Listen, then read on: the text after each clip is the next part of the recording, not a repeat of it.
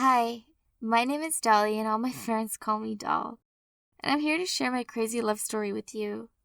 I've always been a sucker for a romance film. As a kid, I watched movies like Twilight and longed to find my Edward. Even though I was a secret romantic, I didn't date through high school. I'm a pageant queen, so I was never short on admirers, but my parents were very religious and didn't want me dating until I'd finished college. I grew up in a strict Catholic upbringing, and my parents view sex before marriage as a sin.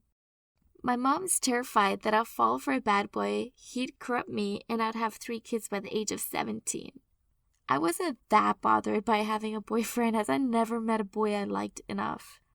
I knew that my Edward Cullen was out there somewhere, but I didn't give much thought to when and where I'd meet him. Mom could be a control freak at times. She was so worried that I'd go behind her back and date. I repeatedly caught her checking my phone for messages from boys. She once even went crazy at me as a boy I'd been paired up with to do a school project had sent me a text about meeting up. I explained to her that it was for school, and she actually ran up my teacher and insisted that in the future I should only be paired up with a girl. It was so embarrassing. It was only when I finished high school and moved away to college that I began to give more thought to my dream man. My housemates nicknamed me Swoon Girl as they'd knock on my bedroom door and I usually had a romance movie on in the background. Without my strict parents there to frown at me, I began going out with my friends more. I knew that my parents didn't want me dating until I'd finished college, and even though I was hopeless romantic, I didn't plan on finding a man yet. This all changed the night I met Sed. I was at a party when he came over to me, told me I was beautiful, and asked me if he could take a picture of us together. I was flattered, so I agreed. We ended up chatting for most of the night, and he gave me a serious case of the butterflies. By the end of the night, Seth asked me out on my very first date. I liked him, and I wanted to get to know him, so I said yes. Turns out we had heaps in common. We got on so well, and the butterflies in my stomach intensified. I liked Seth a lot, but I also knew that he was a Muslim. What religion someone is doesn't bother me at all, but my mom's old-fashioned and very anti-Muslim. I don't want you to think that my mom's a bad person, as she's not. She's just an oldie who overreacts sometimes, and she has untrue misconceptions about Muslims in her head. Over the next few months, we continued to date, and my feelings for Sed grew. Then one day he turned up at my house with a bunch of red roses and asked me to be his girlfriend. It was so romantic. I immediately said yes. Seth took me to meet his family. They were so lovely and welcoming. They didn't mind at all that I wasn't a Muslim girl, as they could see that I made Seth happy, and that was the important thing. Suddenly, everything seemed so real. Now, I'd have to tell my mom that I'd broken the don't date until college is over rule, and that it was with a Muslim. The more I thought about it, the more I freaked out. But I knew that I needed to tell my parents about Seth. I went home for the weekend, and over dinner, I plucked up the courage to tell them about him. Mom completely freaked out. She was so mad that she knocked her favorite vase over, then blamed me for it. Then she stormed upstairs in floods of tears. Dad was actually pretty cool about it. He hugged me and told me to follow my heart. He said that Mom needed time to come to terms with it. Then he told me the story about how when he'd first met my mom, his parents hadn't liked her at all. But when they got to know her, they realized how great she was. The next morning, Mom refused to speak to me at all, and it was so awkward. She spoke to Dad like I wasn't even in the room. She drank a whole mug of coffee without even acknowledging that I was there. I couldn't take it anymore, so I left early. It took 3 weeks before Mom started talking to me again. Then a further month before she stopped hanging up the phone when I mentioned Sed. After 2 more months, she finally allowed me to take Sed around to meet her. I can't even begin to tell you how nervous I was about it all. On the journey there, I was freaking out about it, but Sed calmed me down. He told me that he loved me with all his heart, and if our family and friends chose to accept us or not, then that was up to them. Regardless of this, his feelings for me wouldn't change. I realized that he was right. If Mom couldn't accept my choice to be with Sed, regardless of his religion, then that was her issue, not mine.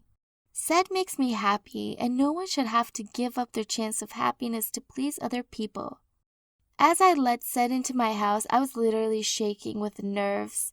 To my surprise, Mom was polite to him. It was mostly Dad that did the talking, but Mom didn't say anything rude, and she'd made a delicious red velvet cake for the occasion. There were a few times she asked personal questions about his religion that made me wince, but he just smiled at her and answered them the best he could. I realized that this was a big deal for Mom, and I was grateful for the effort she'd made. Before we left, I went up to Mom, whispered thank you in her ear, and kissed her on the cheek. It took a while, but Mom began to open up to Sed.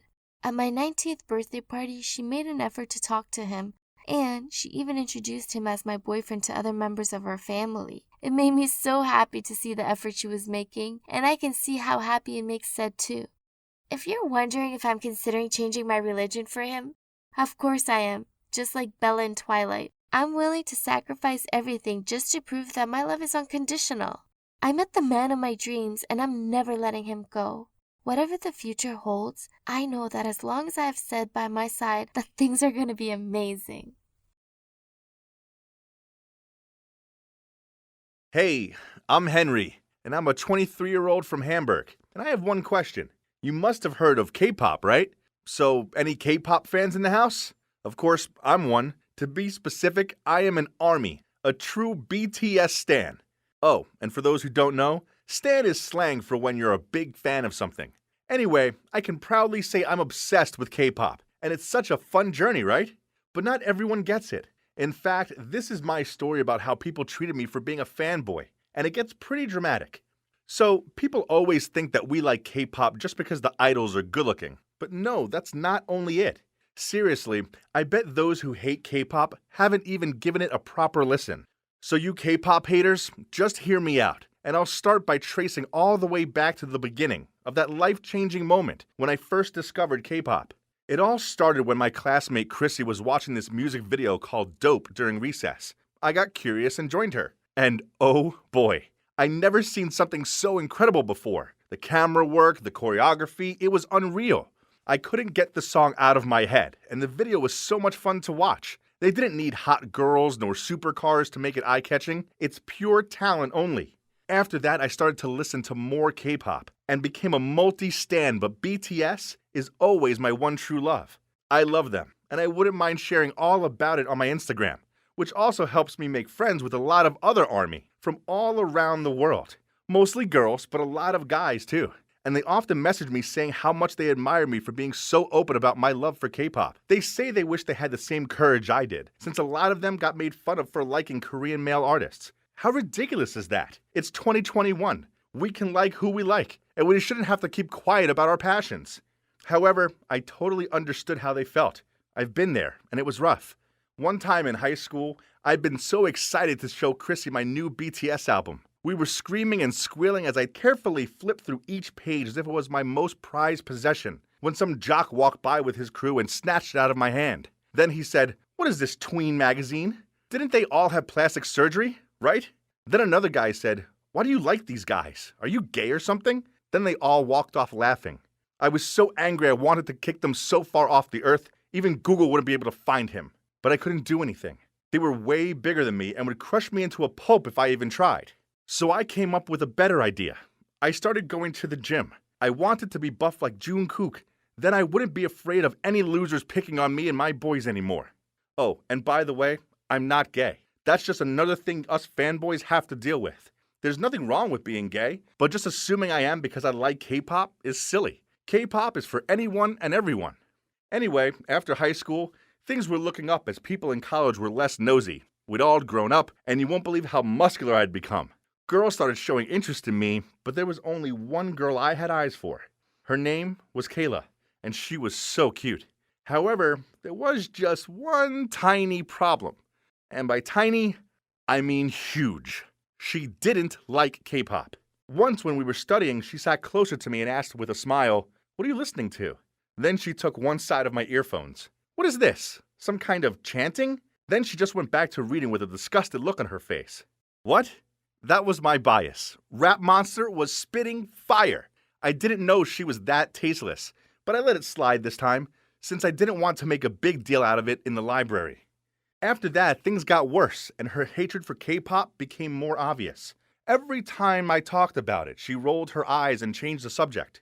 And when the new music videos came out and I couldn't wait to show her, she'd just scroll on her phone and ignore it. Other than that, she was always so sweet, and so we kept on dating.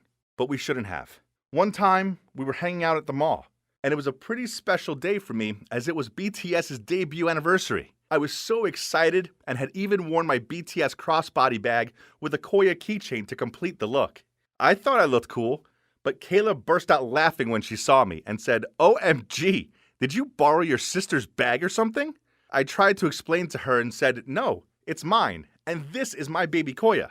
But she just cut me off and rolled her eyes, as she said we'd be late for the movies. She kinda killed my vibe, but it was BTS day, so I wouldn't let anything ruin it. We were lining up to buy popcorn when I felt someone tap me on the shoulder. "Excuse me, I couldn't help noticing your Koya. Are you perhaps an ARMY?" I finished his sentence with a scream. We were both excited. We basically talked in gibberish that probably only ARMY could understand. Turns out J-Hope was his bias, and his name was Craig. Then he even gifted me some photo cards he'd just printed out. I was so immersed in the conversation with him, I forgot Kayla was even there, until Craig said to her, "Oh, hey, who's your bias? I might have some cards for you too." Kayla looked offended and said, "You guys are sick. What a pair of losers. I've had enough of this K-pop stuff." Then she stormed off. We were left stunned, but oh well. If she couldn't respect my hobby and love me for who I am, then fine. Good riddance, Kayla. After that, Craig and I went to a cafe to talk everything BTS, and until this day, we're still good friends, and I'm grateful he saved me from dating that awful girl any longer. After that relationship, I gave my love life a bit of a break, as I was busy with streaming music videos, voting for BTS on award shows, and catching up with all of their content, on top of studying. I was perfectly happy living my little fanboy life without any girl, but then one day, everything changed.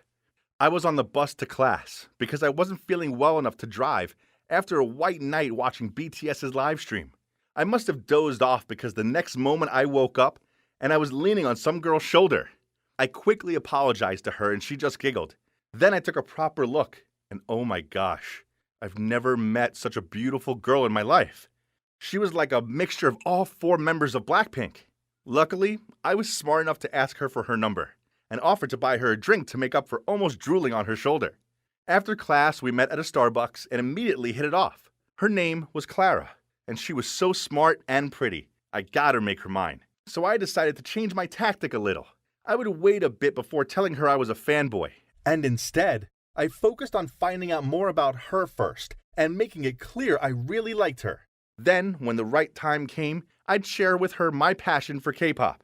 Pretty soon we got quite serious and did everything together, and I finally felt the moment had come.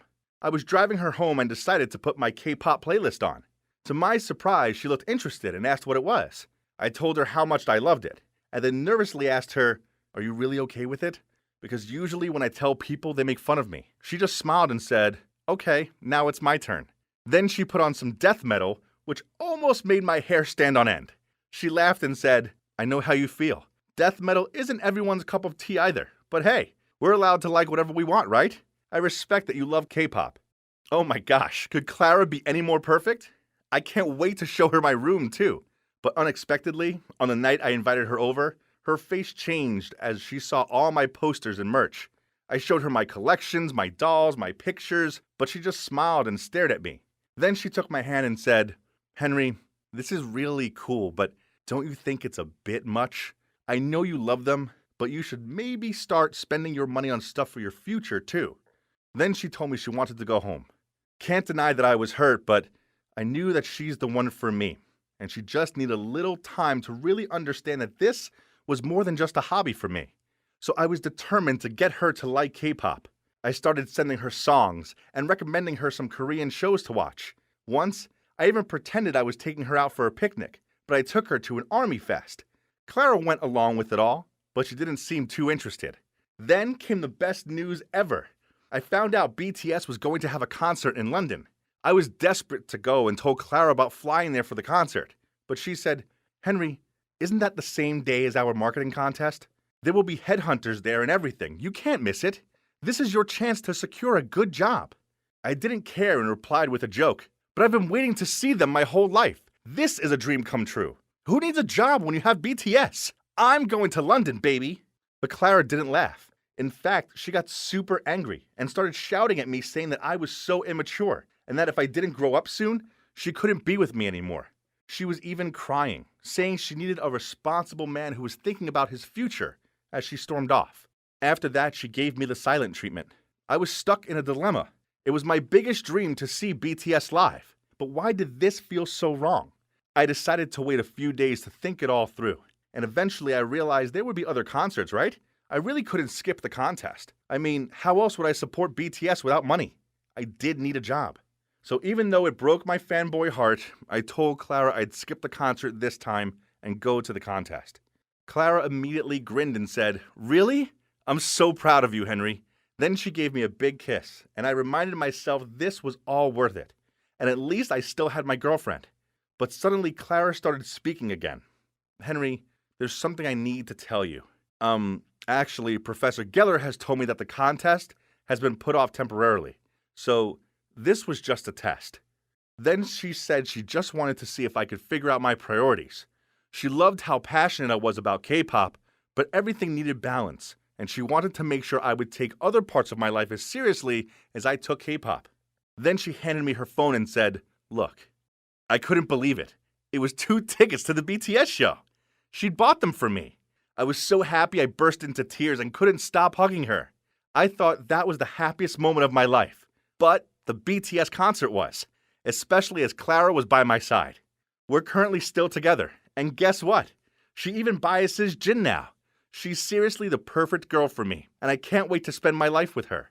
If in 2031 you ever see a family of 4 screaming their heads off at a BTS concert, chances are it's me and Clara and our future kids. Don't be shy. Come say hi.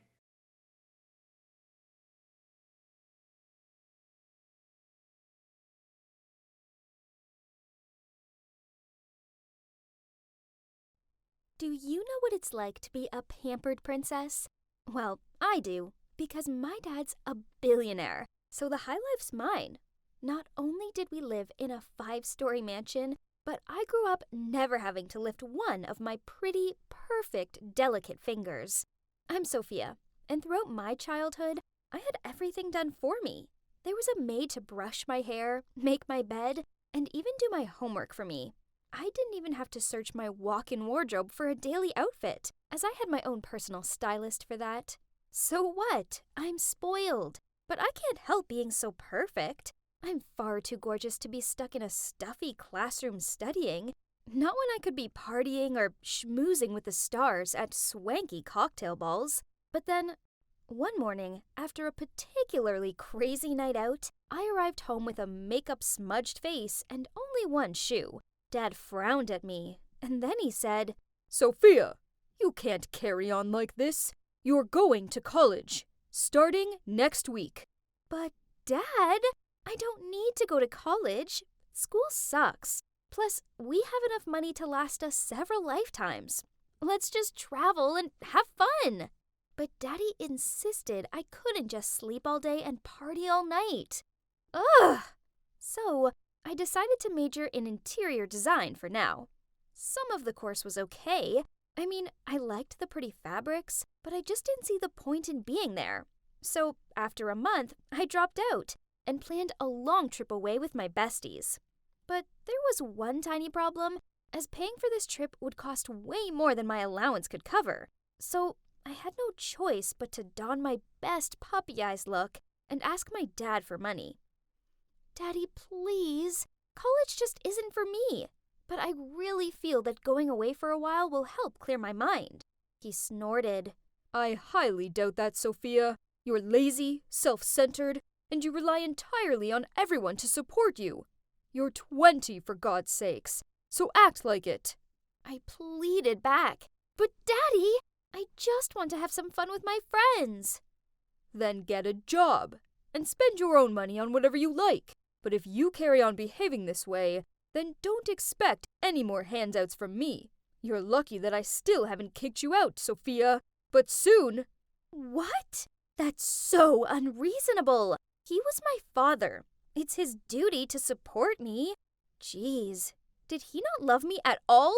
I was so mad that I shouted, "You're just some sad, selfish old man!" Then I stormed out of there.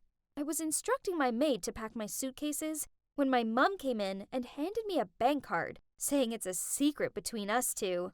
Yay! Thanks, Mum. Now let the dream voyage begin. Wow, it really was heaven to me, with cocktails in the pool and lazy beach days. Well, at least that was until my friends said they wanted a day exploring. It was hot and sticky out there, but I didn't want to be left alone, so I reluctantly tagged along. We ended up in this small forest area, and I chose to sit under a parasol while my friends went to take a dip in the nearby waterfall. Because, duh, I wasn't ruining my hair for anyone. I didn't understand how this could be anyone's definition of fun. I just hoped that my friends would hurry back. Then I heard footsteps. I turned around, thinking it was the girls, but instead, there were two men with balaclavas on. Oh no, this couldn't be good. I jumped up to my feet and began to run, but my designer sandals weren't made for swift exits, and soon they caught me. I screamed out as a smelly cloth went over my mouth. After that, the world began to darken around me. I flickered my eyes open. Geez, it was so sunny. Where were my sunglasses? That's when I heard two voices, and I remembered being kidnapped. I heard the one man say, "Got her phone?" The other replied, "Of course. I don't want to upset the boss." I was so scared that I pretended to still be unconscious. Then suddenly, I heard the sound of the engine starting. I opened my eyes and saw the men driving away. Now, I was all alone in some field. What? Why would anyone kidnap someone, then just leave them in the middle of nowhere? My friends must be so worried about me. I needed to contact them. But how? I had no idea where I was, and no phone. Ugh. I should find a way out of this deserted place first, then borrow someone's phone. The kidnappers had left a bag next to me, which had a bottle of water, some snacks, and some gross-looking sneakers in it. Yuck! But I had no choice but to put them on, as my sandals were now torn. Ew! I would need so many pedicures to recover from this.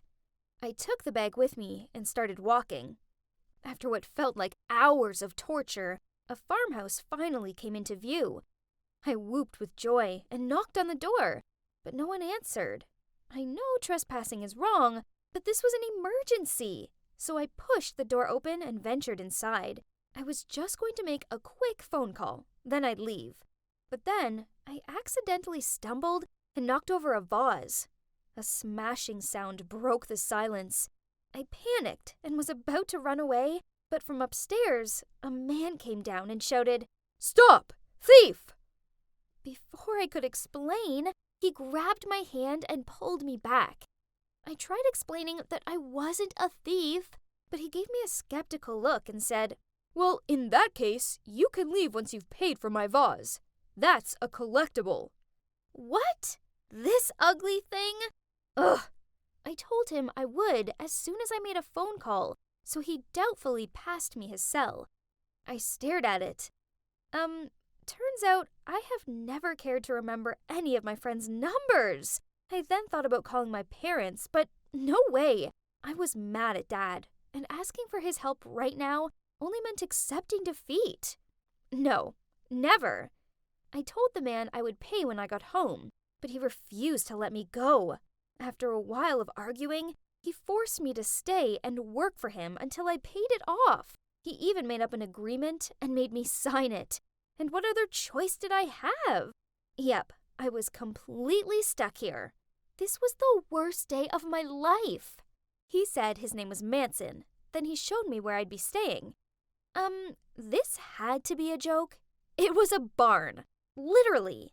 There was an uncomfortable-looking bed in there, and I could hear horses neighing in the barn next door. Was he kidding me? I was sitting there in despair when my stomach rumbled with hunger, so I barged into the kitchen and ordered Manson to make me some food. But he just pointed at the eggs by the stove and told me to make myself something to eat. Sure, I'd definitely do that if I knew how to cook. Manson just sat there smirking while I threw the whole egg into the pan and then spent the next half hour trying to work out how to turn the stove on. In the end, I gave up and returned to my so-called room with an empty stomach. If you think that was bad, well, things soon got a lot worse. At 5 a.m., a noisy rooster woke me up, and then started my disastrous days at the farm. I accidentally dropped the bag of seeds onto the floor and got them in my hair, so the chickens chased me around the pen to get to them. I slipped over in the pigsty. Ew! I chipped a nail cleaning out the rabbit hutch. I even fell into horse manure. It was awful. Then on top of it all, Manson was so rude. He just laughed at me struggling with everything. But then one day, it all got too much for me. I was exhausted and felt so dizzy that I stumbled and broke 2 baskets of eggs. It really hurt so bad, and I was even in tears, thinking Manson would be mad. But instead, he ran over to check on me. Then, he even cooked me a nice meal and told me that I'd been doing a great job, despite the accidents. Whoa, what's with this personality change? So, maybe he wasn't as bad as I thought? Over the next few days, I actually found myself enjoying Manson's company. We sat by the fire pit and watched the sunset. We went horse riding, and I managed not to fall off. And he even taught me how to cook. That's when I realized 2 things. Firstly, I'd been a brat. I was lazy, selfish, and I took everything for granted. But now I realized that with hard work came reward. And secondly, I realized that I liked Manson a lot. So I decided to do something nice for him. I gave the barn a makeover. It was just simple things, really. I put a rug down, added some plants, hung up a few pictures and fairy lights. Then I dragged Manson over to have a look. He peered around the barn, then smiled. Sophia, this is so lovely. Then he awkwardly looked down at his feet. Look, I need to tell you something. It's your dad. He hired those men to kidnap you, then paid me to let you stay here. I laughed over that ridiculous joke, but then he continued. Your dad wanted you to change your outlook on life and understand the value of money. He only has your best interest at heart. Wait, was this all just a setup? With teary eyes, I looked straight at Manson and said, I was going to tell you that I have feelings for you, but I suppose you don't feel the same. I need to go. Please tell my father to send someone to pick me up ASAP, unless he's okay with me walking all the way back home without any phone or cash. Then I hurried out of there. He shouted after me, but I ignored him. I was so angry and upset. I continued walking until a car eventually pulled up alongside me. It was our family's driver. He took me home. Then I locked myself in my room, refusing to come out. It took a few days for me to calm down enough to go confront my father. And when I did, well, I found myself running into his arms and telling him how sorry I was. He looked so shocked. I finally realized that my dad only did that because he loves me, and he wanted me to see the true values of life. I told him I would resume my studies at college, but there was something else I needed to do first. I showed up at Manson's doorstep with some carrots for the horses and a new vase. On seeing him, he grinned, then gave me the biggest hug. Guys, life isn't all about designer clothes and expensive holidays. Sometimes a stinky farm full of even stinkier animals and a cute guy, well, that can be the best place in the world. As for the future, well, Manson and I are both taking it slow and seeing where it goes. I do have big plans for his farm, though. I'm helping him renovate the barns into holiday cottages so other people can sample the country life too. A part of me will always be a pampered princess, but as for the other part of me, well, it turns out she can make a mean egg bagel and outrun a pen full of chickens. Don't take life for granted. It doesn't matter how pretty and rich you are.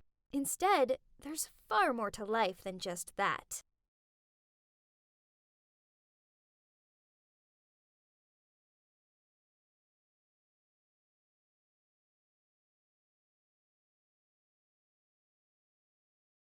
Rules, rules, rules. Moms sure do love dishing them out, don't they? I'm Nicole, by the way. And you see, my parents divorced when I was 8, so since then, it's just been me and Mom. Mom laid down a bunch of boring rules for me, but I hate following them. I'm 18, and I should be out having fun, right? To me, rules were made to be broken anyway. And trust me, I broke them. Only this led to my whole life changing. One day, I had an important math test, but I hate math. So I skipped school and went to the movies with my friends instead. I mean, hello? The last Avengers movie had just come out. No way was I missing it and getting spoilers. Maybe Mom would give me a detention for a few weeks, but it's no big deal, right? I arrived home to find Mom waiting for me. She glared at me and said, "Nicole, I received an interesting phone call from the school. It turns out you haven't been there all day. So, where have you been?" Oh no! Busted! I just shrugged and replied, "Out." "It's those friends of yours, isn't it? They are a bad influence." I walked off to my room. "Nicole, come back here and talk!"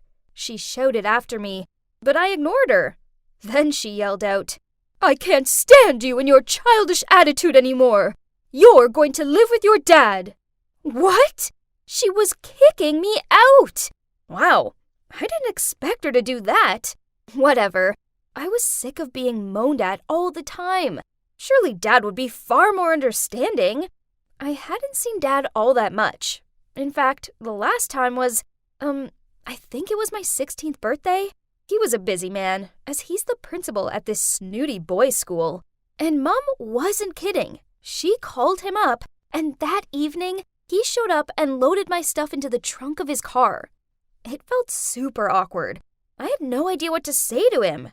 Then, about an hour into the seriously tedious journey, he said, "I completed all the admission procedures for you, so you can start learning in my school tomorrow." What? It was an all-boys school, and I was a girl. Besides, no way was I studying somewhere where my dad was the principal. Panicked, I asked, "But, Dad, isn't it an all-boys school?" He said, "It used to be, but of late, we've let a few female students in." I can't go there. You're the principal. It'll be so embarrassing. No way. I'll go to another school or something. He gave me a strict look and said, "Mom told me all about your behavior in your old school, and it's unacceptable. So, you'll be learning at my school so I can keep an eye on you. This is not up for debate." OMG, I can't believe it. He was much stricter than Mom. So reluctantly, I muttered out, "Fine, but only if you promise not to tell anyone I'm your daughter." He nodded and said, "Okay, if that's what you want." The school was like something out of one of those weird movies. You know, where the characters think they're safe, but then start disappearing one by one.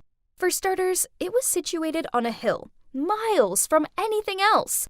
Inside, well, it was so masculine. Browns and grays, and I didn't see one picture in the entire building.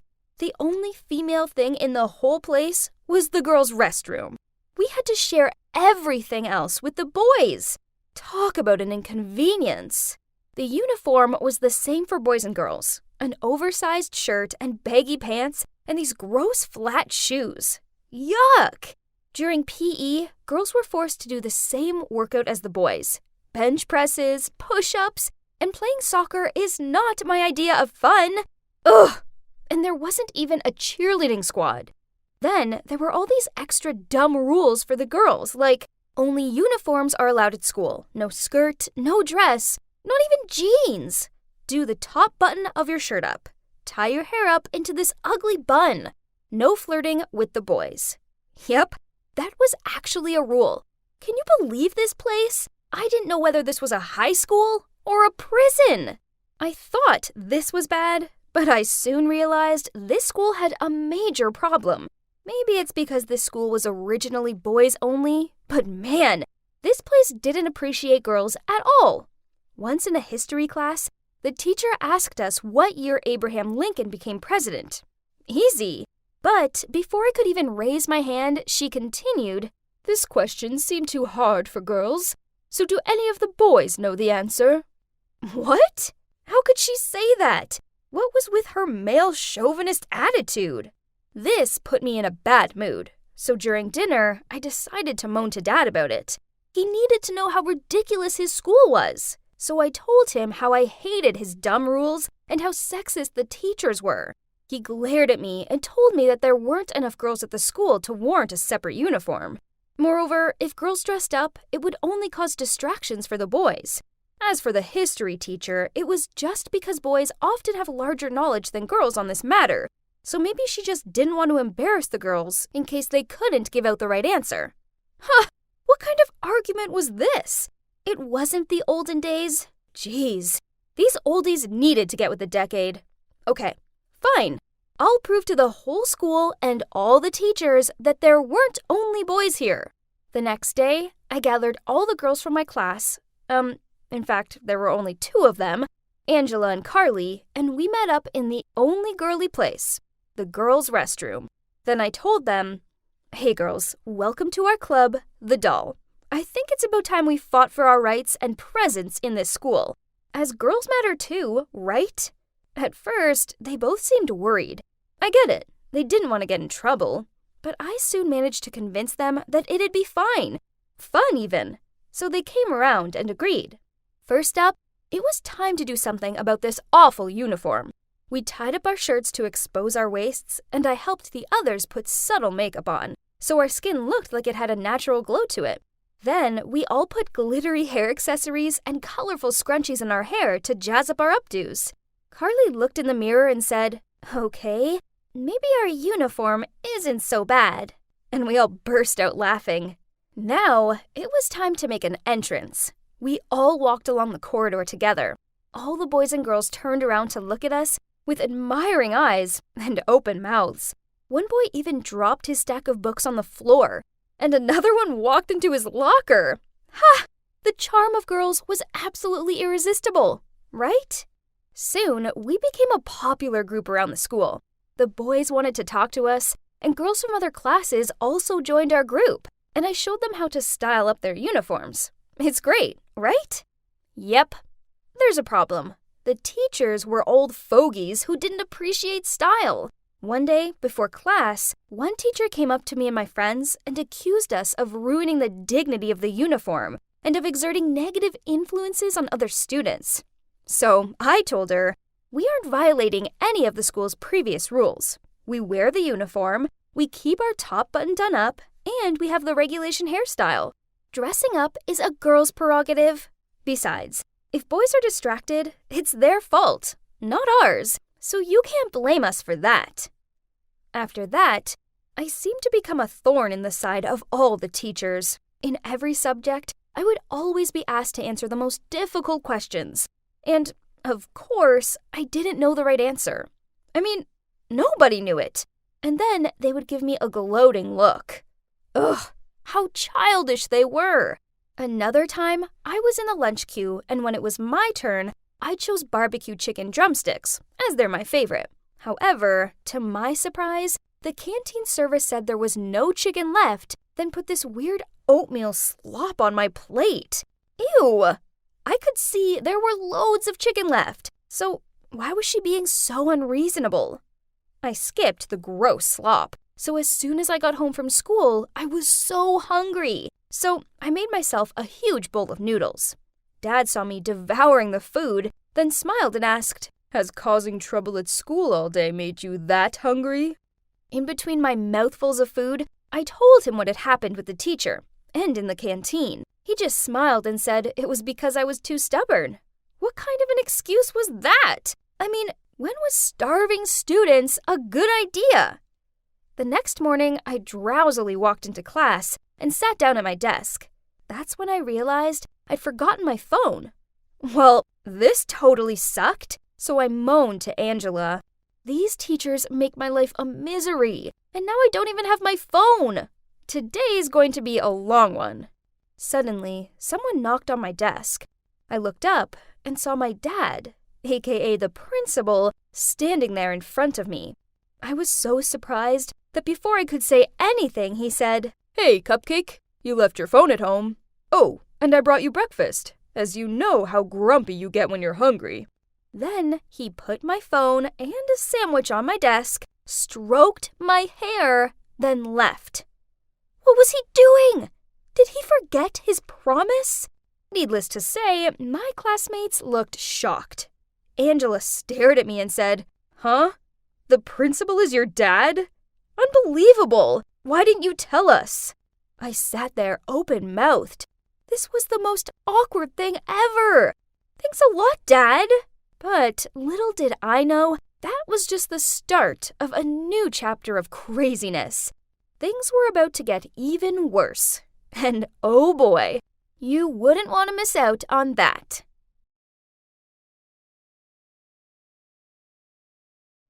Hey, it's your girl Nicole back again. So my mom couldn't deal with my truancy anymore, so she packed me off to live with my dad. The problem is, he's the principal of a snooty school that barely has any female students, and he forced me to attend it. The school needed to get with the times and be more female inclusive, so I started a girls-only club called The Doll to get us noticed. It was all going well, but then Dad let the news slip that I was his daughter. By first break, everyone in school knew who I was. Soon, kids who'd never spoken to me before were offering to help me with my homework, and the teachers seemed nervous around me. I get it. Nobody wanted to be seen quarreling with the principal's daughter. Even the grumpy canteen woman completely changed too. Now, she even gave me double portions of chicken. It sounded good, right? Nope. Instead, it was kinda annoying. Then on top of all this, my friends started doing crazy stuff behind my back. They put lipstick kisses on random lockers, snuck into the faculty room and set up a doll's tea party, and then they did the biggest prank of all. Yep, they actually went into the gym hall and hung up garlands of panties, bras, and tampons alongside a massive banner saying, "Welcome to the girls' world." Wow, even I thought they'd gone too far with this one. My dad was fuming about it. I was terrified they'd get expelled. There were barely any girls in the school as it was, without me losing my only female classmates. But they ended up getting a week's worth of detentions and were made to stay behind after school and clean up the gym hall. Phew! The next day, my friends came up to me while I was at my locker, and Angela said, "Detention sucks, but that prank was so worth it. Just wait till you see what we've got planned next." She winked. "It's definitely going to be a washout." Carly chuckled. Enough was enough, so I told them to inform the rest of the doll to meet me in the gym after school. Okay, so I may have sneakily taken the gym's key out of my dad's pocket, but it was for the greater good. Now I had all of the doll together. I said what I needed to say. "Hey girls, look, I know this school favors boys, and it's understandable you want to be seen, but all these pranks are making us look bad. I know my dad, and the only way he's going to listen to us is if we do something that gets across our point in an honorable way. So I'm going to run in the next student council election." Before I'd even finished my sentence, Carly said, "But that position is only for the boys." So I replied, "I think it's time we change that. Don't you? So, who's with me?" To my surprise, all of the girls in the room raised their hands and cheered. After that, I launched my campaign. The 2 candidates with the highest number of votes would go through to the final round. At first, I didn't get much attention, but then this wasn't surprising, as I was the only girl competing. The other competitors took it super seriously. One boy handed out free t-shirts with his name on them, and another stuck leaflets on everyone's locker listing 10 reasons why he was the right person for the job. No way. I needed to come up with a plan. So I came up with a familiar but extremely effective strategy called Beauty Trap. Ha! No boy could escape it. One of my main focuses was that I wanted to put the buzz back in this school and make it inclusive for all. So I took that one step further, and me and my team dressed up as cute bees and handed out homemade black and yellow cupcakes. Then, whenever a boy spoke to us, we winked at them, handed them candy, and told them it was just for them because they were the cutest. And it worked. Of course! I made the final 2, and it came down to me against Brandon, this super smart guy. So now all I needed to do was work on my presentation, which I'd give in the schoolyard. How boring it was! So a bright idea crossed my mind. Why didn't we combine the finals with a prom night where students could not only vote for the potential president, but also dress up and socialize? I told my team about my amazing idea, but to my surprise, they looked doubtful. The teachers will never let that happen. They are so anti-parties, it hurts, Carly said. You just leave this to me. I smirked. My dad may have been strict, but he was no match for me. So that night after dinner, I told him my plan. At first, he was so surprised and didn't agree, as he said that we couldn't combine the election ceremony with a singing and dancing party, as it would take the dignity out of it. Ugh! My dad was stuck in the past. So I said, but Dad, it'll be a good opportunity for all the students to hang out with each other. Me and my friends will decorate the hall, find a DJ, sort out the food and drink, and do everything else. I know you have your reservations, and I get that, but prom is an important event for us teenagers. We learn so much from them, how to dance, how to feel good about ourselves, how to mix with each other. Plus, we need this, and I promise I won't let anyone spike the punch. In fact, we won't even have punch. It took a lot more pleading and persuading, but eventually he sighed, then said, Fine, you can have your prom, but don't let me regret it. I squealed in excitement, then rushed over and hugged him. He looked shocked, as thinking about it, this was the first time I'd hugged him in, well, years. I have to admit that it kind of felt good. I instantly messaged the group with my good news, and they replied with memes, love hearts, and dancing emojis. And the talk soon turned to what we were going to wear. See? Being friends with the daughter of the principal had many advantages, right? I'm not going to lie, organizing a prom was hard. But luckily for me, I have amazing friends who helped me all the way. Carly sorted out the decorations and found a DJ, and Angela was in charge of tickets. The night of the prom finally arrived. And wow! Everyone scrubbed up well. The doll members gave a welcoming dance performance, then Brandon and I went up on stage to give our presentations. Brandon went first, and geez, he's Mr. Serious. But he is cute. He went on about improving the nutritional value of school meals, organizing more school trips for the chess, math, and sports clubs, and doing more to help the climate crisis, such as raising money, recycling, and producing solar energy to lower the school's carbon footprint. It sounded convincing, right? But it was a little bit boring. He was such a nerd, albeit a cute one, and I had to pretend to itch my nose so I could secretly yawn. I heard clapping. Oh no, that meant it was my turn, and I wasn't prepared. The prom had taken up my time and... what should I say? That's when I looked over at my dad, who was standing at the back of the room, and I saw him nod at me. So, I took center stage and decided to let my heart do the talking. Hi, guys and girls. Some of you may know me as the rebel girl who stirred up trouble when I first arrived here, while others may just know me as the principal's daughter.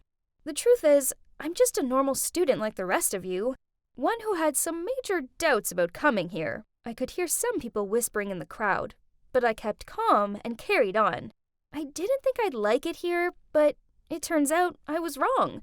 I've made some amazing friends, and I've grown to really kinda like this place. However, the outdated attitude toward the female students frustrates me. Times have changed, and we belong here too. So it's only right we have our own uniform, clubs tailored for us, and please, no more bench presses. Girls are just as good as boys, if not even better. For example, we, the awesome girls in the doll, set up this party all by ourselves. Together, let's make our high school life more brilliant and inclusive for all, because this school has something special, and I want everyone to see that with a little care and attention, it can truly buzz. Wow, I'd done it. All of the students cheered and applauded. Even Brandon patted me on the shoulder and said, "Well done. Your presentation was so convincing. You've got my vote." Then he winked at me. OMG. What did that mean? After that, I joined my friends on the dance floor and made the most of the amazing dance we'd organized. Finally, it was the results time. One of the teachers went on stage with the envelope containing the winner's name. Then she opened it and said, "With 2/3 of the votes, you've chosen your winner, and it's Nicole." I couldn't believe it! I'd done it! I'd actually won! When I walked off the stage, Dad came over and hugged me tight. Then he said, "Darling, I'm really proud of you." And that was it. Now I'm the president of the student council, and as I promised in my presentation, I'm making this school an inclusive place for all. Now we have more activities for girls, including a cheerleading club. Although, of course, boys can join too. We even have a girls' uniform, so I don't have to wear those hideous baggy pants anymore. Now, everyone seems happier here, including me. Mom heard about my change in attitude and invited me to come back home. But I can't go back. I belong here in this school with my new friends. Maybe, just maybe, I do love this place after all. Who'd have thought it? It's crazy, huh?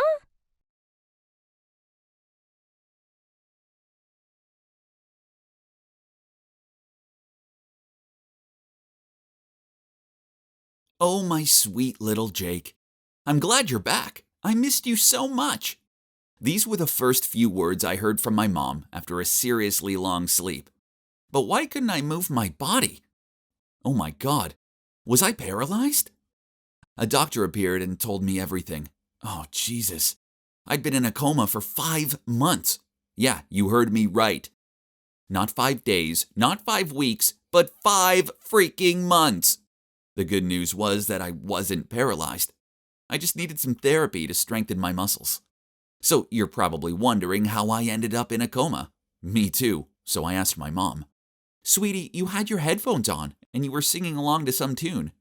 You were so loud I could hear you outside while I was gardening. So I waved at you to quiet down, but you tripped over your sneakers, fell out the window, and knocked your head on the flower pot. What? That was so dumb. Why couldn't it have been something cool like I took on a mugger or tackled a shark or something, huh? Anyway, therapy became the norm for me. But where were my dad, my girlfriend Jenny, and my best friend Ben? None of them visited me, not even once. And they were all ignoring my calls and messages. I asked Mom about it, and she told me Dad was on a business trip. Ben had moved towns, and I'd already broken up with Jenny before the coma. Huh?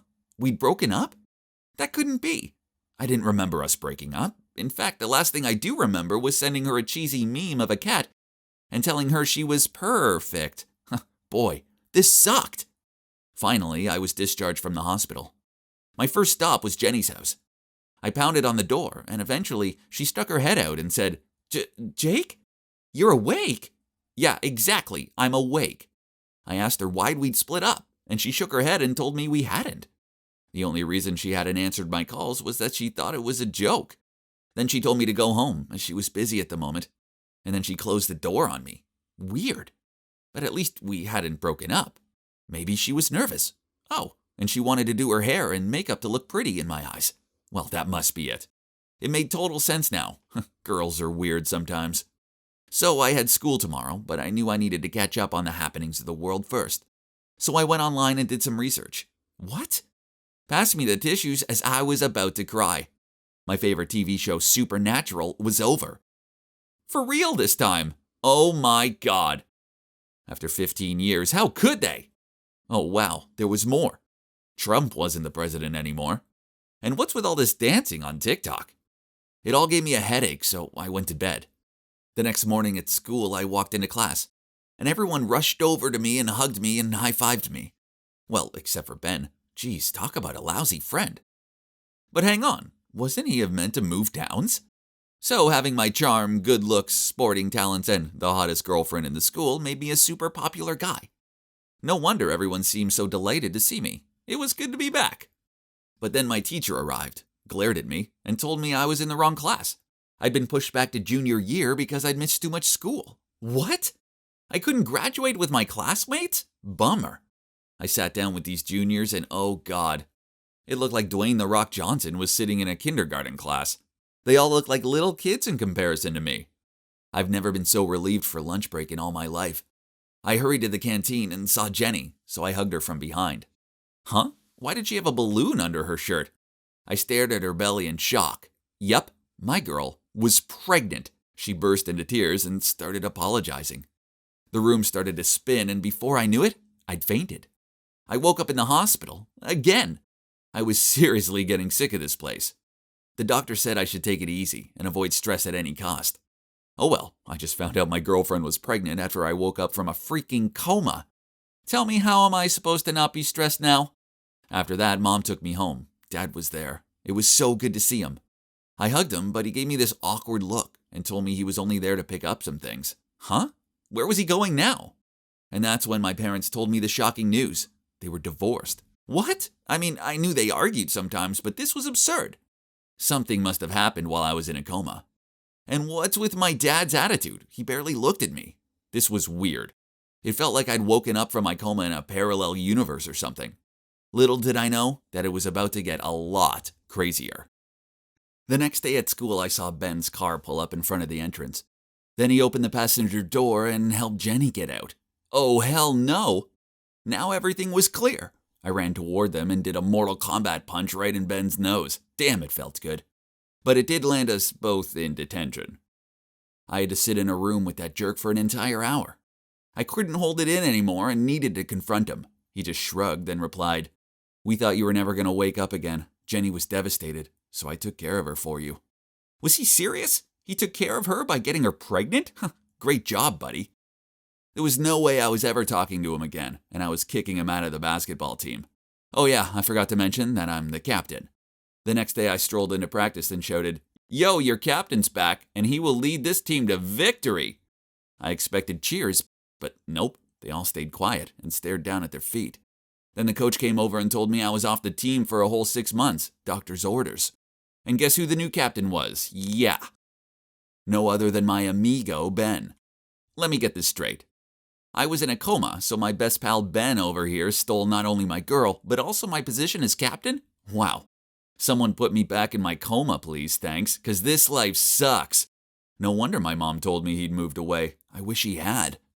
I was so mad and I needed to talk to somebody, so I went to my dad's house. I was about to knock on the door when I heard voices between my dad and a woman coming from inside the house. I sneaked over to the window and started to film them on my phone. But wait a minute, this wasn't some random chick. It was Jenny. We can't hide this from Jake forever. Nonsense, he'll never find out unless you tell him, so keep up the act. Here's the money for this month, now go. Oh my God, I couldn't believe it. Okay, let me put all the pieces together. My dad had an affair with Jenny and the baby was his. So my mom found out and divorced him. Then she lied to protect me. But Dad didn't want the baby, so Jenny tricked Ben into believing it was his. Now everything makes sense. Luckily, I had the footage of his traitorous antics. So it was time to threaten him with it. After all, being a local politician, the last thing he would want was for this to get out. I set up a fake email and attached the video with the message, "I know your dirty secret and I'm going to make you pay." He immediately replied that he would pay me $10,000 for the footage. I told him to meet me in the park at midnight to discuss it. I also sent the video to Jenny and told her that unless she wanted this to go viral, she had to go to the park. I got there early and spent a couple hours hiding in a bush while I waited for them. They looked surprised when they saw each other, but nothing prepared them for me hobbling out of the bush. Ouch, leg cramp, and saying, "Well, what do we have here? My dearest father and my loving girlfriend having a baby together." I took my phone out and continued. "How could you do this to me and Mom? I thought it's only right the world get to see this and learn what you're really like." My dad begged me to stop, but I was so mad that I was about to upload it from my phone when Jenny suddenly shouted, "Will you just tell him the truth already?" Oh God, there was more? My dad sighed and began to tell me everything. Brace yourselves, it's more dramatic than a soap opera. My parents didn't divorce because of Jenny. They had issues for a while but only stayed together for me. So without me around, they split for good. But Dad wasn't having an affair. The baby wasn't his, and it wasn't Ben's either. Nope, it was mine. But Dad knew his son becoming a dad at such a young age would look bad for his career. So he was paying Jenny to fool Ben into thinking it was his baby. Oh my God, these people were mad. This was too much to deal with, so I ran out of there. I locked myself away in my room and tried to figure it all out. The coma had been bad, but the worst part of it all was that the people I cared about most in the world betrayed and lied to me. The next day, Jenny came to my house and asked if we could get back together. Of course I agreed. Ha! Just kidding. My actual answer was, hell no, not in a million years. I mean, come on, let's do the math, shall we?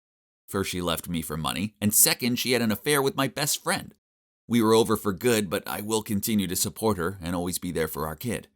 Ben tried talking to me a few times, but I don't want to hear anything he has to say. There's no way I'm ever being friends with that lying jerk ever again. I'm still annoyed that Mom lied to me, but I guess I don't blame her. She did it with the best intentions. And she just wanted to protect me. Besides, when the going got tough, she was the only one who stayed by my side. As for Dad, it's going to take a long time for me to fully forgive him, but I'm trying. I mean, he did some pretty awful things, but at the end of the day, he's still my dad. So that's pretty much it. Crazy, right? A coma took everything from me, but also revealed the true faces of the people around me. Now I've decided to follow 2 rules in my life. 1, be extra careful of who I put my trust in. And 2, never sing near an open window ever again.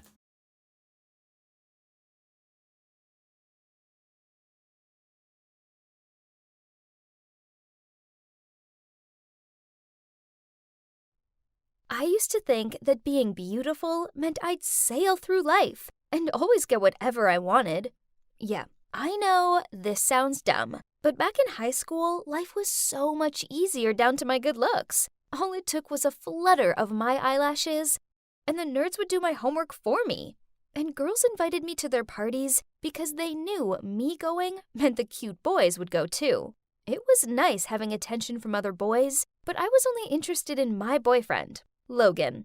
He was a senior, and he was just perfect. He was so handsome, super smart, and a sports pro.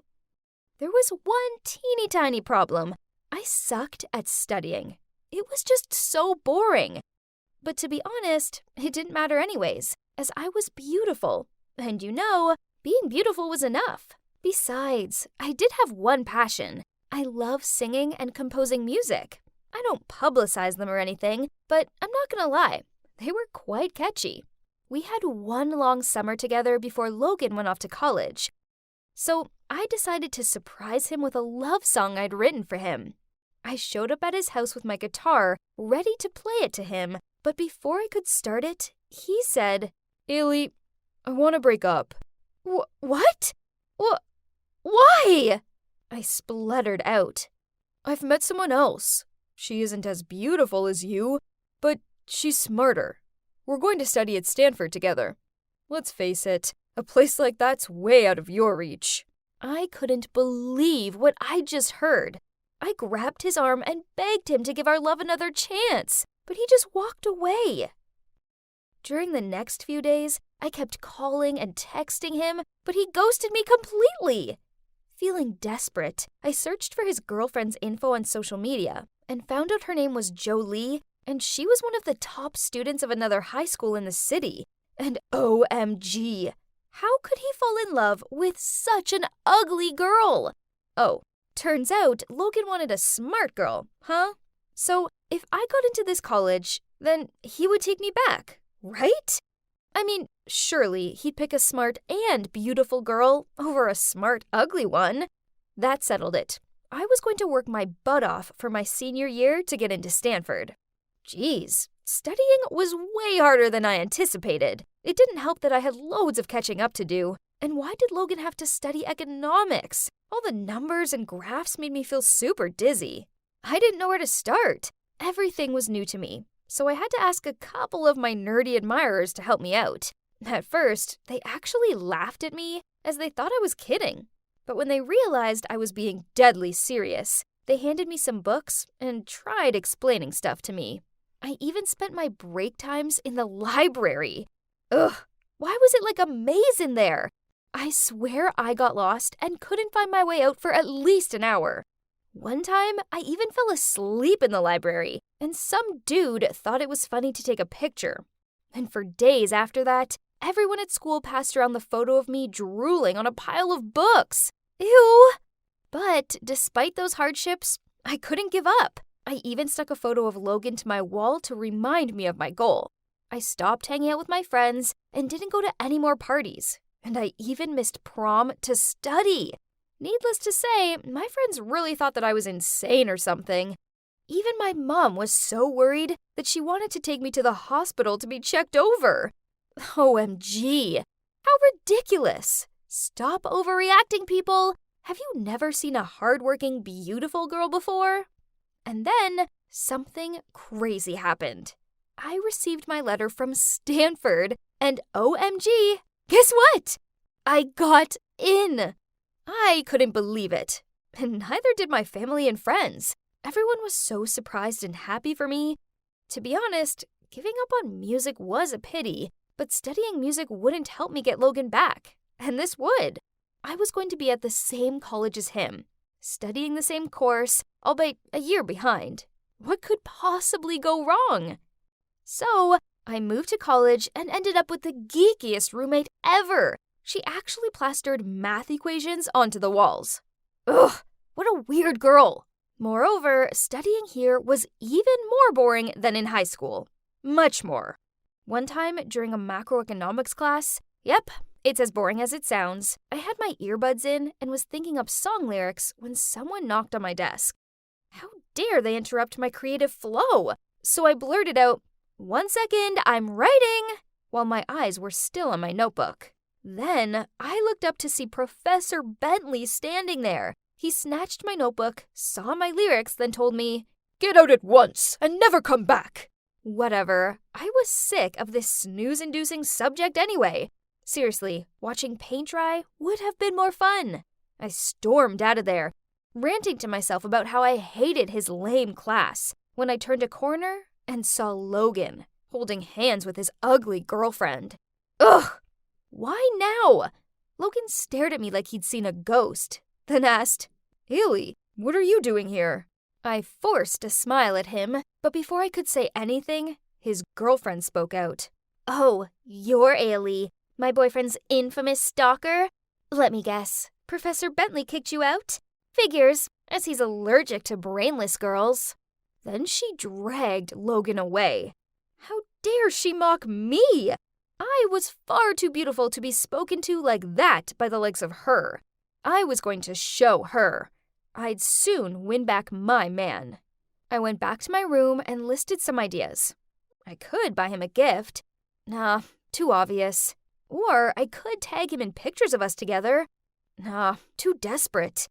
I know. I should stick to what I'm good at. In my case, that's music. Besides, how romantic would me singing a love song to him be? He wouldn't be able to resist. Some days later, I took my guitar out into the yard. A crowd began to gather around me, so I said, "I wrote this song for my ex, Logan. Just wanted to say that I love you so much. Will you be my boyfriend again?" Everyone around me cheered, and it made me even more excited, and I started singing. After I finished my song, Logan and Jolie appeared. He looked awkward, and she looked so mad, I thought steam might come out of her ears. Whatever, I didn't care about her. I shimmied over to them, then touched his shoulder. "Honey, I worked so hard to get into the same college as you. Now, will you come back to me?" Then, to my surprise, he angrily said, "Illy, please stop. We're over. You're crazy. All of this is crazy. Now, please, leave me alone." I stood there gobsmacked as he took Jolie's hand and they walked off. I could hear the crowd whispering about me. I felt like my world was falling down. I was moping on my bed, daydreaming about happier days with Logan, when my roommate threw her phone onto my bed and said, "You might want to see this." I looked at it. What? It was me. Someone had filmed my failed serenade attempt, and now I'd gone viral. But the majority of the comments were super supportive, saying I had an awesome voice. After that, everyone in college knew my name. Okay, so all the attention felt good. Due to popular demand, I ended up releasing my song. Even the student council of the college invited me to join a performance at the school celebration. My college life just got better, as I was doing what I loved, and I made new friends. But I felt far from ecstatic, as I hated my course. and I still hadn't won Logan back. One evening, while I was stretching on the couch and thinking about Logan, a text arrived. It was from a strange number. They told me to hurry over to the dorm yard as there was something wrong with Logan. There was a huge crowd gathered there. Oh no, this must be serious. Frantically, I pushed through them, and that's when I saw Logan standing there with his back to me, in the middle of a candle heart shape. He must have sent me the message. I shakily walked toward him, and then softly called his name. He turned around, got on one knee, but his face was still fixed on the ground. Then, to my surprise, he said, "I really love you and want to be a part of your life. Will you marry me, Jolie?"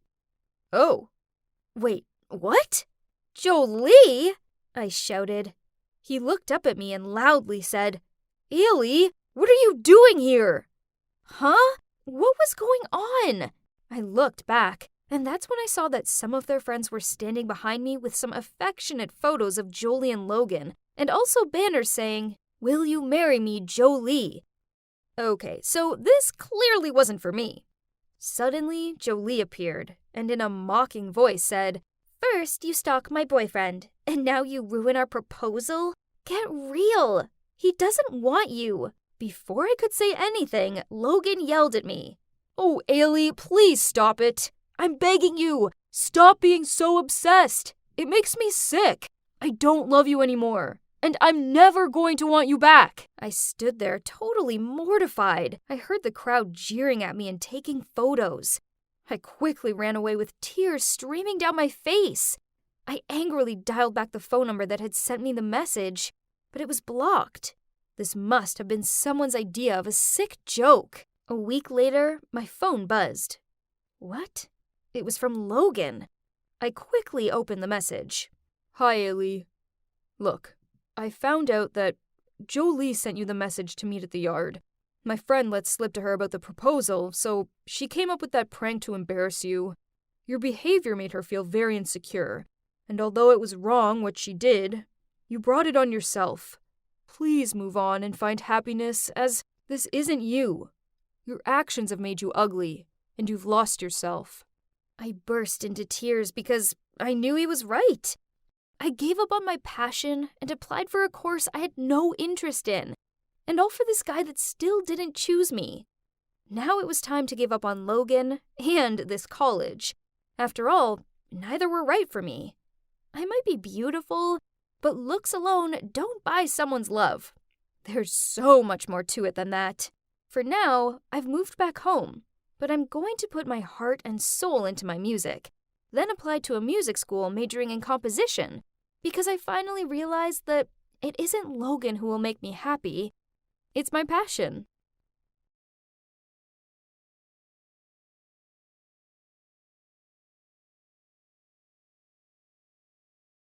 Nina, why are you just my cousin and not my mommy? Claudia peered up at me with curious eyes. I knew where this had come from, as the topic of the week at kindergarten was family. Claudia's innocent words made me squirm with guilt. Was I a bad person? I'd been asking myself this daily for the last 4 years. Yep, the little girl next to me wasn't my daughter. I stole her from her real dad and have been raising her single-handedly ever since. It all started with my Uncle Oliver, who is a successful businessman and a super loving person.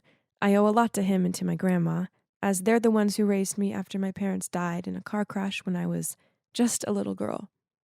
My uncle had been doing a great job filling up the missing father figure in my life. But he also wanted a biological child of his own, which was quite a tricky problem to an asexual man like him. One evening, I just got in from hanging out with my friends when I saw him sitting at the kitchen table, his head in his hands. I asked, "Uncle, what's up?" He looked at me with swollen red eyes, sighed, then said, "Nina, it's silly, really. It's just my birthday is next month, and I don't have the one thing I want the most in the world." I pulled him into a hug and comforted him. I knew he's still longing for a kid, and I wanted to help him. So, together, we looked into the surrogacy process.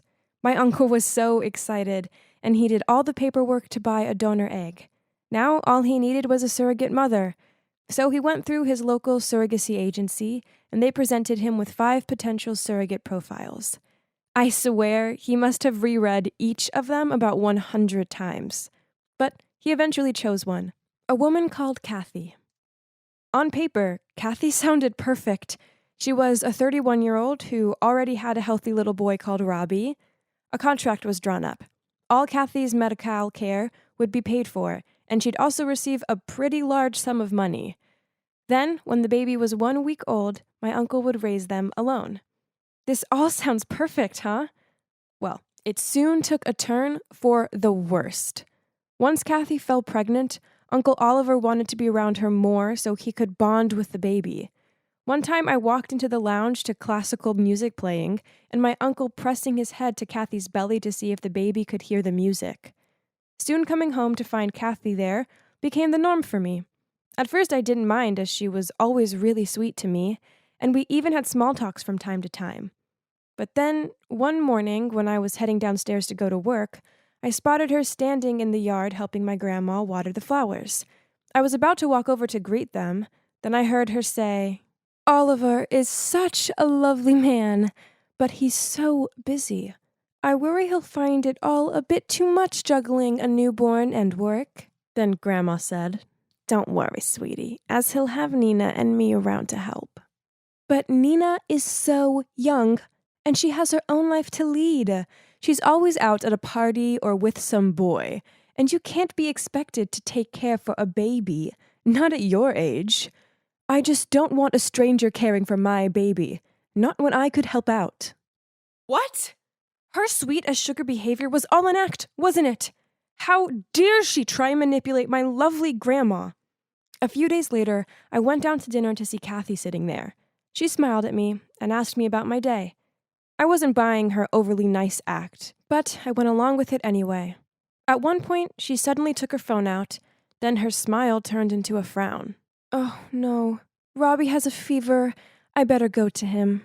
She immediately pulled back her chair and stood up. "You know how it is. Only a mother's love can make a little one feel better." Then she left. Kathy's poisonous words had definitely got to Grandma, as she showed concern for Robbie and let out a gentle smile as her eyes followed Kathy's steps. And that was only the beginning. Kathy's game playing continued as a few days later, she showed up on our doorstep in tears. Then she came out with some story about how the venue for Robbie's birthday party had canceled and they refused to refund her. Like clockwork, my uncle told her she could have the party at ours and that he'd cover the costs. On the day of the party, I saw Kathy pass my uncle all of the receipts for the bouncy castle, magician, catering, etc. She gently pat her tummy and grinned. "You'll be such a wonderful father. You know, we could always have another one after this. For free, of course." Then, later on, I saw her whispering something to Robbie. Then the next minute, he ran over to my uncle. He hugged his legs and said, "Thank you for the party, Daddy." Then Kathy hurried over to him, ruffled his hair, and said, "Oh, honey, he's not your daddy, but it'd be nice, wouldn't it, to all live here together with the baby?" Enough was enough, so that night I confronted my uncle and Grandma about it. I don't have a good feeling about Kathy. I think she's trying to break the contract. My uncle sighed, then said, "I know." Then Grandma added, "Kathy's right, though. Oliver can't do this alone. You're too young and I'm too old. So it makes sense for Kathy to stick around and help. Still better than having some random stranger around, right?" "I can help out," I raised my voice. "Rather me than her. I don't trust her." Grandma shook her head. "But she's the mother. She's carrying the baby. Their bond is undeniable. I know what it's like to lose people I love. Kathy will break this baby's heart. I'm sure of it. She's only out for herself." My face turned red as I raised my voice. My uncle remained silent. Then he just sighed and walked out of the room. I ran after him and pulled him back. "Uncle, you made your choice right from the beginning. Why change it now?" He replied with his eyes glued to the ground. "Your grandma has a point." "What?" My voice was up to high pitch. Stop letting that witch Kathy manipulate you. He shook his head, then walked away. Oh my God. They were being controlled like puppets. This needed to stop. So I decided to confront Kathy about it.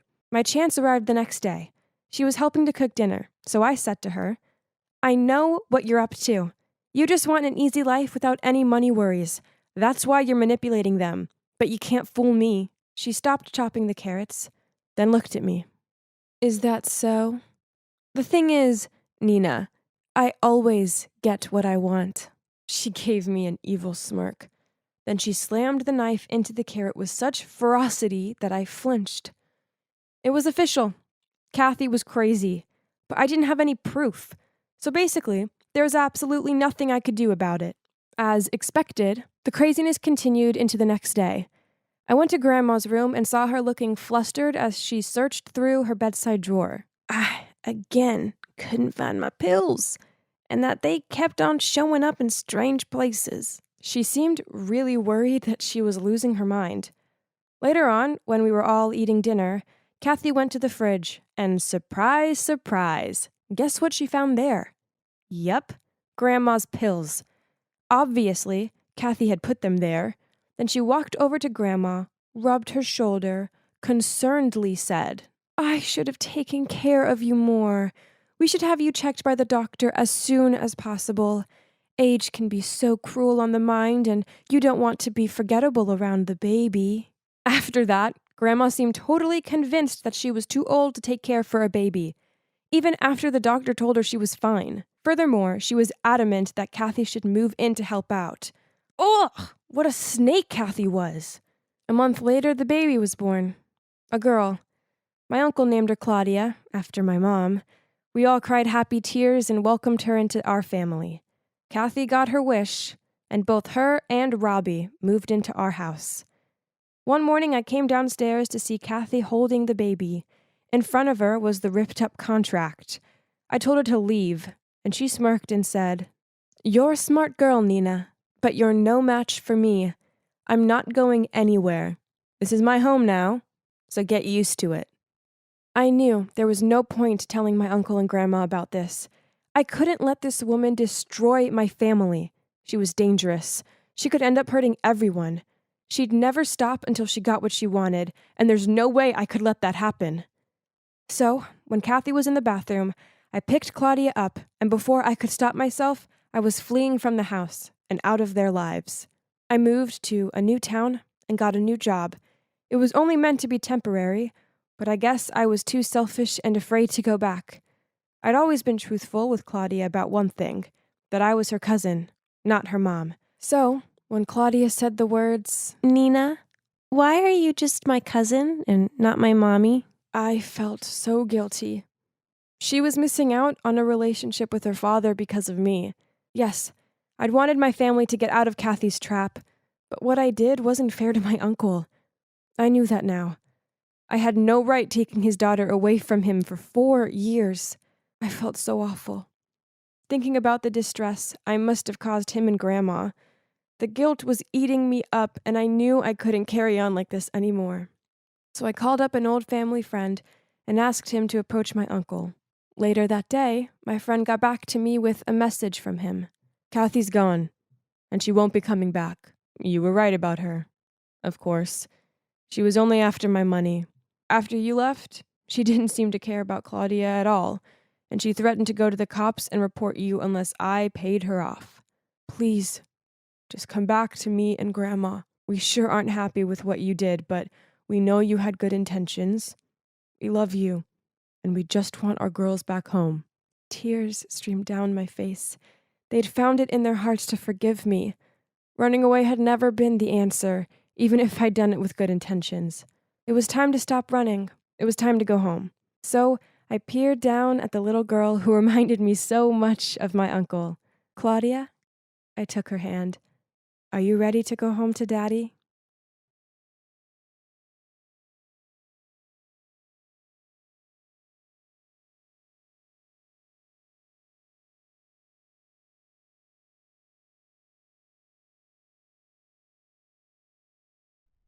I kicked off my heels and threw my handbag down on the table.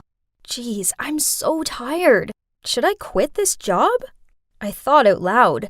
I hoped my friends were home, as I needed to vent. I was about to lie down on the couch when I suddenly saw a shadow go toward the bathroom. I took a closer look.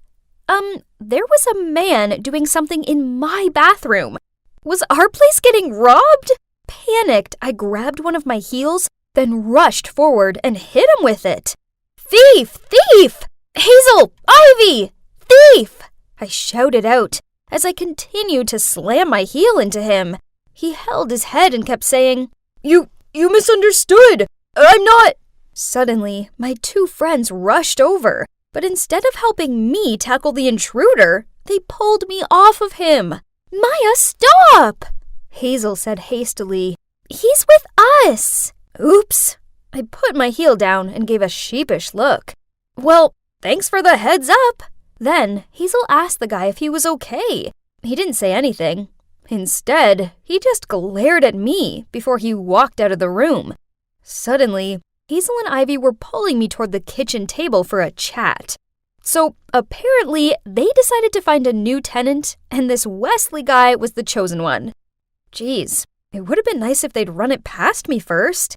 I mean, I did live here. I frowned at them, told them they sucked, and that I didn't want to live with some random guy. Maya, we didn't tell you because we knew you'd act like this. Hazel sighed. But with the rent increase, we have no choice but to bring someone new into the mix. Besides, you have to admit that Wesley is nice to look at, Ivy said in a dreamy voice. Whatever! I crossed my arms. And no, I don't think he's in the slightest bit good-looking. Hazel grinned as she said, No, because he now has heel imprints all over his head. I rolled my eyes, then grabbed my handbag and headed toward my room. I didn't want to live with some dumb guy. But thanks to my totally unreasonable friends, I didn't have much choice. The next day was Saturday. Thank God. So I slept until noon, then lazily went down to the kitchen to get some leftover pizza. Huh? Where was it? I knew Ivy and Hazel were too calorie-obsessed to touch it. It could only be Wesley. He was watching TV in the living room, so I went over to him and asked loudly, Did you eat my pizza? How dare you? Without looking away from his show, he said, Yeah, I threw it in the trash. He did what? Then he continued, You left it in the fridge to go bad and spoil all the other foods. Please don't do that again. Huh. Where was my apology? He'd thrown away my lunch, and now he dared to challenge me? How annoying!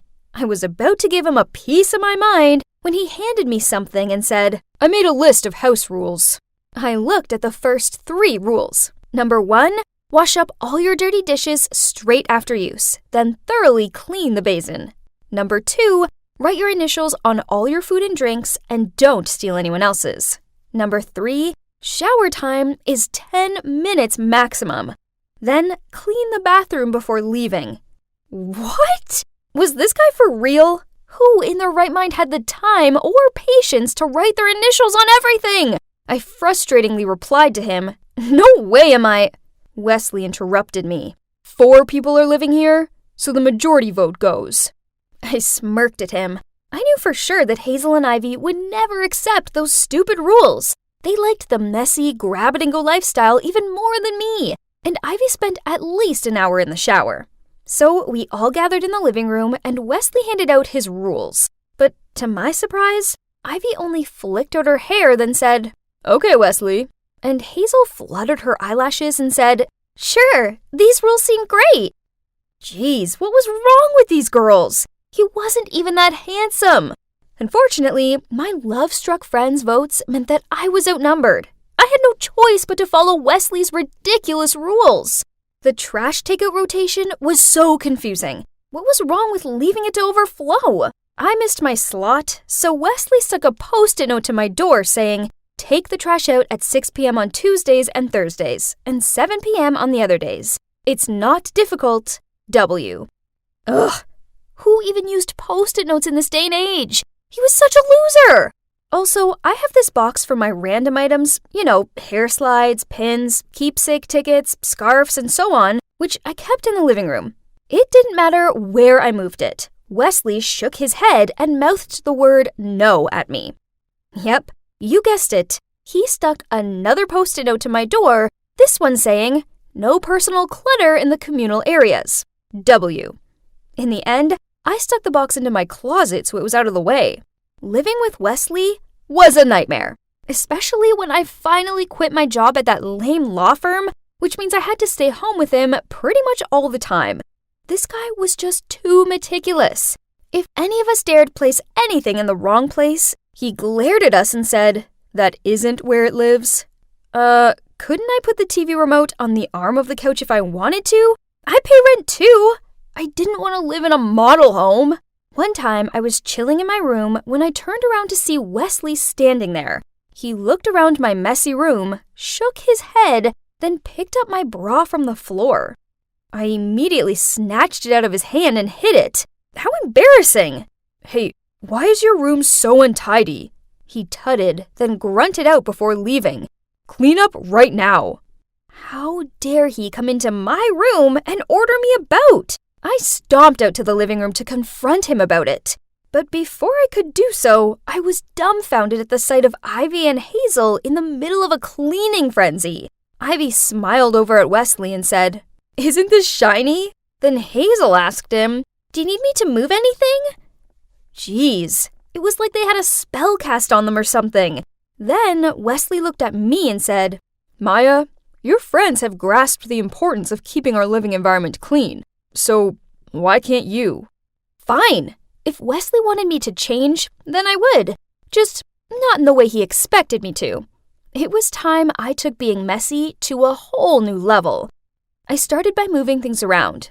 Then I rubbed the initials out on his can of soda and wrote on my own. Then I settled down for an afternoon watching a movie on the couch, my feet up on the upholstery, of course. Yep, I also dropped popcorn all over the place. I couldn't help but giggle as I heard Wesley's disgruntled moans coming from the kitchen. Then I heard a cupboard slam and he appeared in front of me. "Maya, that's mine." He picked the soda can off the floor and examined the altered initials. "And this goes on a coaster on the table. Ugh, I can't stand it anymore." He swatted my legs down. "I'll be your cleaner, but I'm charging you for it." "Sure, Wesley, if that's what you want." I smiled before I threw a piece of popcorn into the air, and it missed my mouth and landed on the couch. He muttered under his breath as he picked it up and marched over to the trash can. Hey, this could be fun, especially as I had no intention of making it easy for him. I left a trail of candy wrappers around the house, dropped crumbs on the couch, and purposely didn't take my sneakers off at the door, so I got mud clumps everywhere. It was so funny watching him squirm as he cleaned up after me.